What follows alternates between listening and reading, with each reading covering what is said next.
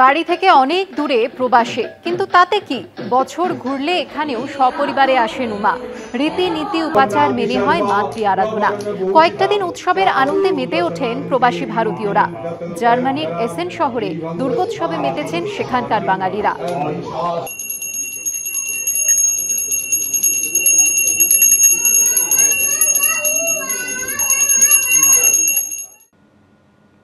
আর এবার আপনাদের দেখাবো কাশী বসলেনের পুজো। এবিপি আনন্দ রিপোর্টার হয়ে ঘুরে দেখলেন অভিনেতা তথা চিকিৎসক কিঞ্জল নন্দ। দর্শকে যারা আছেন বেশিরভাগই হচ্ছে খুবই কম বয়সী এবং শিশুদের প্রাধান্য এখানে বেশি আছে, এবং তাদের জন্য আমি আগেও বলেছি এখানে একটি খুব সুন্দর লাইভ শো অর্গানাইজ করা হয়েছে ঠাকুরের ঠিক সামনে, মণ্ডপের সামনে, এবং সেটি অত্যন্ত মনোগ্রাহী। এবং শিশুরা যখন শোটি হচ্ছিল আমি দেখেছি, এবং শিশুরা খুবই আনন্দ পাচ্ছে, ওরা প্রচণ্ডভাবে আনন্দিত হচ্ছে এই লাইভ শোটি দেখে। এবং এছাড়াও যে মণ্ডপের চারিদিকে যেভাবে ছবি আঁকে, আমি অনুরোধ করবো অজয়দাকে এদিকে আসার জন্য। এইদিকে আপনারা দেখতে পাচ্ছেন এই যে বিভিন্ন শিশু সাহিত্যের, লীলা মজুমদারের শিশু সাহিত্যের বিভিন্ন যে চরিত্র, সেই চরিত্রগুলোকে বিভিন্ন দেওয়ালে যেভাবে এঁকে বর্ণনা করে, এবং তার সাথে এখানে দেখতে পাচ্ছেন নতুন ছেলে নটবর, আমরা সকলেই জানি, সেইটাকে যেভাবে এখানে বর্ণনা করা হয়েছে অভূতপূর্ব। এবং আমার মনে হয় যারা আছেন, যারা দেখছেন টিভির পর্দায়, যারা বাড়িতে ছোট ছোট ছেলেমেয়েরা আছে, তাদেরকে নিয়ে এখানে আসতে পারেন। আপনারা ডেফিনেটলি খুবই আনন্দ পাবে বাচ্চারা, এবং আপনাদের সকলের ভালো লাগবে। আর অবশ্যই এখানে এসে ওই লাইভ শোটা আপনারা অবশ্যই দেখবেন। আর এবার হিন্দুস্তান পার্কের পুজো, আর সেখানে এবিপি আনন্দ রিপোর্টার হয়ে ঘুরে দেখলেন অভিনেতা বনি সেনগুপ্ত। নমস্কার, শুভ সপ্তমী। আজকে আমরা চলে এসেছি হিন্দুস্তান পার্কে, এবং হিন্দুস্তান পার্কে প্রত্যেকবারই তারা নতুনত্ব কিছু তুলে ধরার চেষ্টা করে। এবারের থিম তাদের হচ্ছে লোকজ, এবং তারা যেটা সবার আগে আমার বেশি চোখ কাটছে সেটা হচ্ছে, দেখো এটা শুরুতে এটা কি সুন্দর চশমার শেপ দিয়ে তারা এন্ট্রিটা করেছে। এই চশমার থ্রু দিয়ে সব কিছু দেখা যাচ্ছে, এবং মাটির প্যান্ডেল করেছে, তার সাথে চটের মেটেরিয়াল ইউজ করেছে, তার সাথে যেরকম আমরা দেখি যে আমাদের মাসিরা যেরকম শাড়ি পরে যে কাপড়, সেই কাপড় ইউজ করা হয়েছে, বেত ইউজ করা হয়েছে। তো প্রত্যেকটা ছোট্ট এলিমেন্ট যেগুলো ইউজ করেছে, আই থিঙ্ক সেগুলো ইজ ভেরি ইউনিক অ্যান্ড খুবই কমেন্ডেবল, বিকজ দেখতেও খুব সুন্দর লাগছে, অ্যান্ড এটা খুব সুন্দর আকার দিয়েছে প্যান্ডেলটা। এবং ঢুকতেই একটা মাটির স্মেল আছে, যেটা খুবই কি বলবো, ওই হয় না গ্রামের দিকে গেলে যে স্মেলটা পাওয়া যায়, সেই জিনিসটা পাচ্ছি আমি এখানে। এবং এত সুন্দর বানিয়েছে প্যান্ডেলটা, প্রত্যেকটা এলিমেন্ট যেগুলো ওরা অ্যাড করেছে, I think is commendable, unique.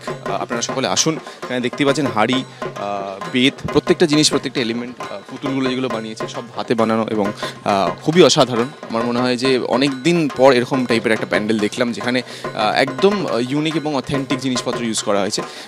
যেরকম পুতুল নাচ দেখতাম, ওখানেও একটা সেকশন করে যেখানে পুতুল নাচ হচ্ছে, খুবই সুন্দর প্রতিমা, এবং এত সুন্দর বানিয়েছে যে মহিষাসুরের ওপর চেপে মা আমাদের রক্ষা করতে আসছে, সো সেই ফিলটা দিয়েছে।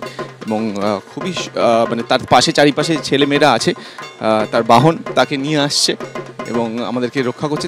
এমনি যদি আমরা যেটা বলি যে প্রত্যেকবার যে থিমের পুজোতে অন্য রকম মায়ের লুক থাকে, বাট এখানে আমরা সেটা দেখতে পাচ্ছি না। এখানে কিন্তু মায়ের রূপ খুবই সুন্দর, এবং আমি তো এখানে এসে খুব এনজয় করছি। আমি দেখতেই পাচ্ছি যে প্রচুর মানুষ আসছে দেখতে, অজস্র লোকের ঢল, এবং এত মানুষ এনজয় করছে পুজোটাকে। এখানে আমার সাথে প্রচুর ছবি তোলা হয়ে গেছে, আমিও প্রচুর ছবি তুলে নিয়েছি তাদের সাথে, সেই এনজয়মেন্টটা হচ্ছে।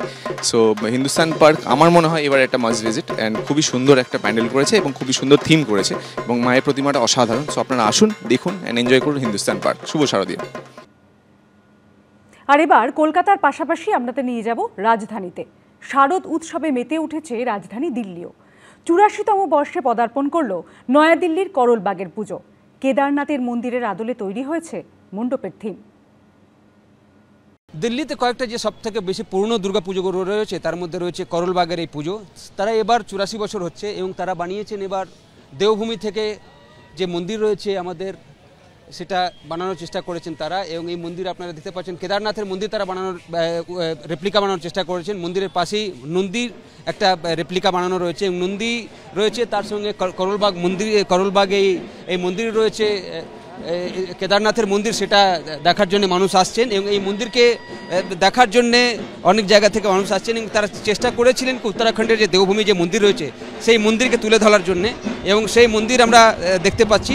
মণ্ডপের ভেতরে যদি আসি আমরা দেখি একদিকে কালচারাল প্রোগ্রামের জন্য প্রস্তুতি রয়েছে, ভক্তরা সেখানে সকাল থেকেই আজকে ভোগ খেয়েছেন, তারপরে এখন আরতির জন্য প্রস্তুতি নিচ্ছেন তারা এবং এখানে আমাদের সঙ্গে রয়েছেন যারা উদ্যোক্তা রয়েছেন। কিন্তু প্রতিমা যদি একবার আমরা দেখাই, প্রতিমাও তারা এবার পুরস্কৃত হচ্ছে, তাদের প্রতিমা অনেকেই বলছেন কি খুব ভালো প্রতিমা হয়েছে। আমরা এবারে পান্ডামেল আছি কেদারনাথ মন্দির, কেন আপনারা সবাই জানেন উত্তরাখণ্ডে যেভাবে তারাশ্রী চলছে, মানুষ এখন উত্তরাখণ্ড যেতে পারছে না ঠিক মতো। আর সেই সঙ্গে আমরা ভোলেনাথ বাবাকে স্মরণ করে এখানে এবারে কেদারনাথ মন্দির বানিয়েছি। এত সুন্দর মন্দির হয়েছে, সবাই বলছে যে কেদারনাথ এখানে চলে আসছেন। সেই আকর্ষণে আকর্ষিত হয়ে সমস্ত মানুষ এখানে ঢল নেমেছে। তাছাড়াও আমাদের প্রতিমা হয়েছে খুব সুন্দর। প্রতিমা ভীষণই ভালো হয়েছে। এখানকার যে বিশ্ববিদ্যালয় দিল্লি কলেজ অফ আর্ট থেকে যে গোল্ড মেডেলিস্ট সলিল ভট্টাচার্য প্রতিমা বানিয়েছেন, কিন্তু কুমারটুলি থেকে সব আর্টিসিয়ানসরা এসেছিল এবং প্রতিমা দেখে সকলেই মুগ্ধ। একটা অন্যতম পুরনো পুজোর মধ্যে করলবাগের পুজো দিল্লিতে পড়ে। ক্যামেরাম্যানের সঙ্গে বিজেন্দ্র সিং, এএপি আনন্দ, নয়াদিল্লি।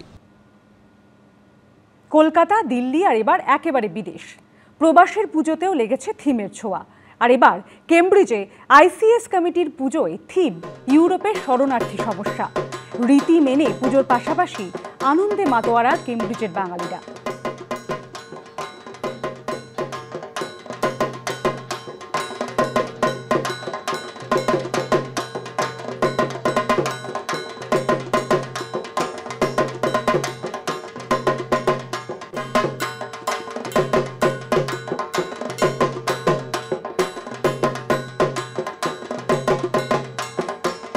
আর এবার পরবর্তী শারদীয়ার আবাহনে সামিল প্রবাসীরাও।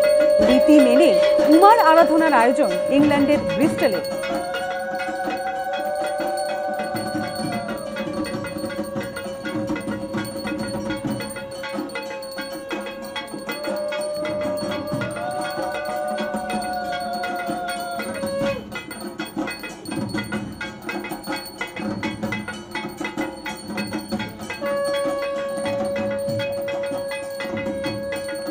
আর এবার সিঙ্গাপুর। প্রবাসে উৎসবের আনন্দে মেতে বাঙালিরা। সিঙ্গাপুরে দেবী দুর্গার আরাধনায় মেতেছেন সেখানকার প্রবাসী বাঙালিরা। খাওয়া দাওয়া, নাচে গানে মেতে উঠেছেন সিঙ্গাপুরের বাঙালিরা।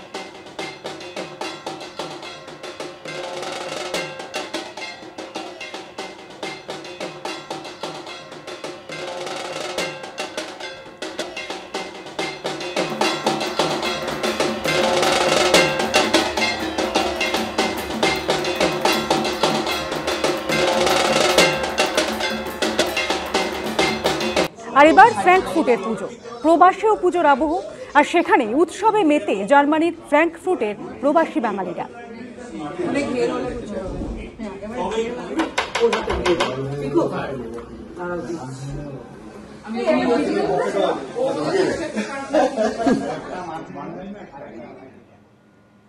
আমি